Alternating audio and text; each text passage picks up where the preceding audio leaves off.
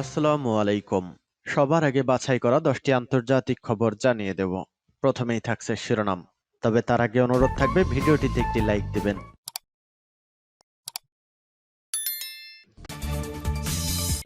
ফিলিস্তিন ইসরায়েল পুরোদমে যুদ্ধ চলছে, এই মুহূর্তে আমাদের হাতে এসেছে ইসরায়েল ধ্বংসের ভয়ঙ্কর আপডেট সংবাদ। তেল আবিবকে ধ্বংস করতে মাত্র 400 সেকেন্ড সময় লাগবে ইরানের হাইপারসনিক ক্ষেপণাস্ত্র ফাত্তার।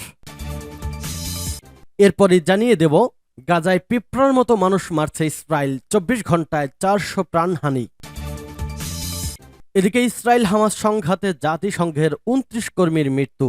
এবার জাতিসংঘ দখলদার ইহুদিবাদী ইসরায়েলের বিরুদ্ধে ক্ষেপে গেছে। এরপরই জানাবো স্থল অভিযান চালাতে গিয়ে হামাসের হামলায় ইসরায়েলি সেনার ভয়ঙ্কর মৃত্যু। এদিকে ইসরায়েলের হাইফা শহরে ক্ষেপণাস্ত্র হামলা করতে দ্বিধা করব না, ইরানি কমান্ডারের ভয়ঙ্কর ঘোষণা।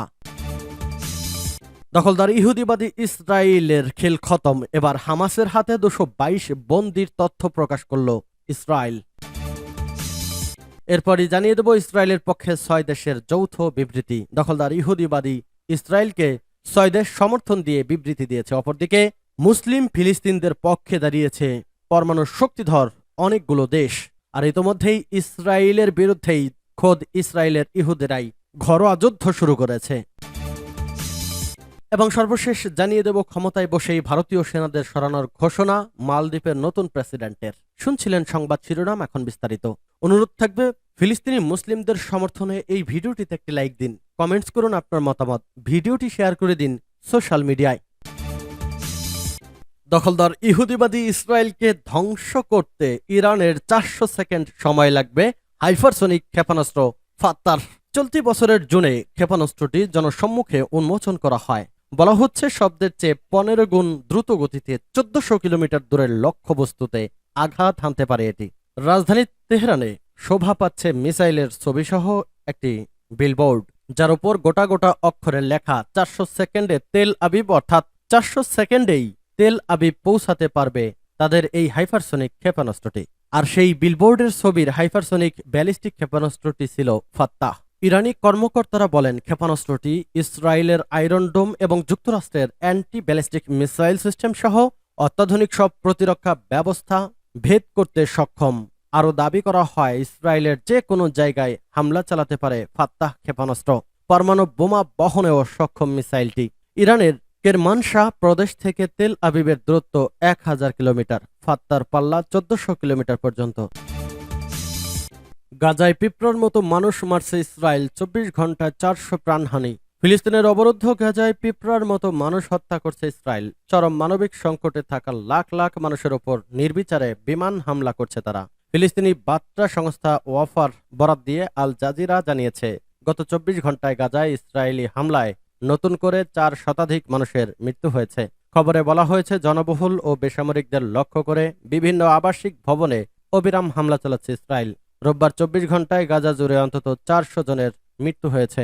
ফিলিস্তিনি সংবাদ মাধ্যম জানিয়েছে 7 অক্টোবর হামাসের হামলার পর রোববার সবচেয়ে ভারী বোমা হামলা চালিয়েছে ইসরায়েল। ফিলিস্তিনি বার্তা সংস্থা ওয়াফা জানিয়েছে ফিলিস্তিনি ভূখণ্ডের আবাসিক এলাকায় কমপক্ষে 25টি ইসরায়েলি বিমান হামলা রেকর্ড করা হয়েছে।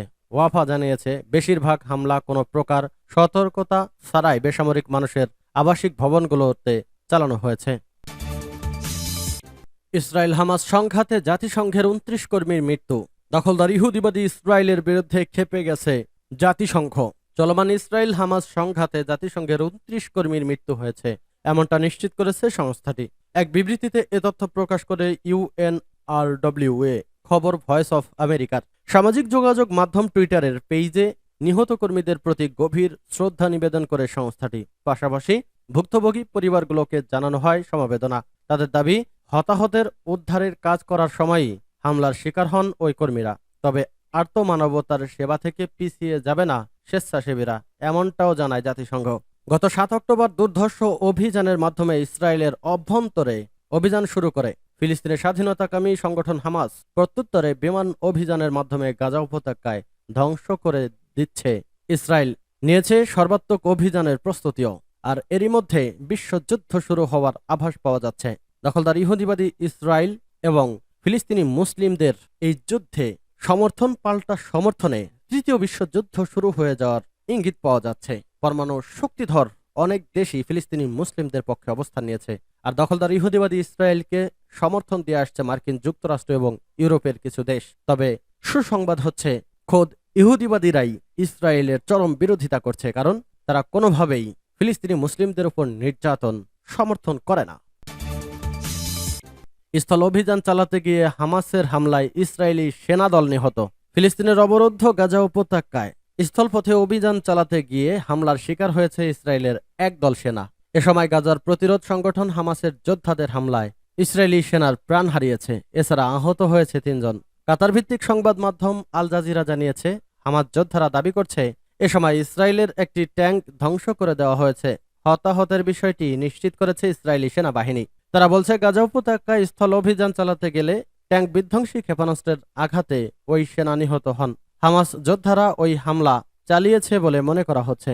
ইসরায়েলি সামরিক বাহিনী আরো বলেন, গাজার খান ইউনিস এলাকায় হামাসের হাতে থাকা বন্দীদের অবস্থান শনাক্ত এবং সন্ত্রাসীদের অবকাঠামোগুলো গড়িয়ে দিতে এই অভিযান চালানো হয়েছিল।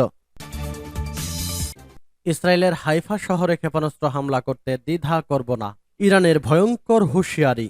ইরান হাইফায় ক্ষেপণাস্ত্র নিক্ষেপ করতে দ্বিধা করবে না। ইসরায়েল ও ইসলামী প্রজাতন্ত্রের মধ্যে সরাসরি লড়াইয়ের হুমকি দিয়ে আইআরজিসির উপপ্রধান আলী ফাদাবি এ মন্তব্য করেছে। সোমবার এক বক্তব্যে তিনি বলেন, ইরান বিনা দ্বিধায় হাইফায় সরাসরি ক্ষেপণাস্ত্র নিক্ষেপ করবে। খবর অনুসারে ইরানের ইসলামী বিপ্লবী গার্ডের ডেপুটি কমান্ডার ফাদাবি বলেছে, যদি প্রয়োজন হয় এবং আদেশ দেওয়া হয়, ইরান নির্দ্বিধায় ইসরায়েলের উত্তরাঞ্চলীয় শহরে হামলা চালাবে। তেহরান ইউনিভার্সিটিতে ইরানি শিক্ষার্থীদের সঙ্গে কথা বলার সময় ফাদাবি ইসরায়েলের বিরুদ্ধে ইরানের সরাসরি পদক্ষেপের বিষয়ে এক প্রশ্নের উত্তরে এ মন্তব্য করেন। ইরানের এই জেনারেল বলেন, আপনাদের মধ্যে কিছু তরুণ বাস্তব পদক্ষেপ হিসেবে সরাসরি ক্ষেপণাস্ত্র হামলা করা উচিত বলে মনে করে। অবশ্যই যদি প্রয়োজন হয় তবে এটি করা হবে এবং এটি বিনা দ্বিধাহীনভাবে হামলা শুরু হবে। হামাসের হাতে 222 বন্দির তথ্য প্রকাশ করল ইসরায়েল। গাজাভিত্তিক ফিলিস্তিনি প্রতিরোধ গোষ্ঠী হামাস যোদ্ধাদের হাতে 222 বন্দির তথ্য প্রকাশ করল ইসরায়েল। ইসরায়েলের শীর্ষ সামরিক মুখপাত্র ড্যানিয়েল হাগারি সাংবাদিকদের এই তথ্য জানিয়েছে। তিনি বলেন, বন্দীদের মুক্তি দিতে এবং তাদের পরিবারের কাছে ফেরত দেওয়ার জন্য আমরা সব পদ্ধতি অবলম্বন করব।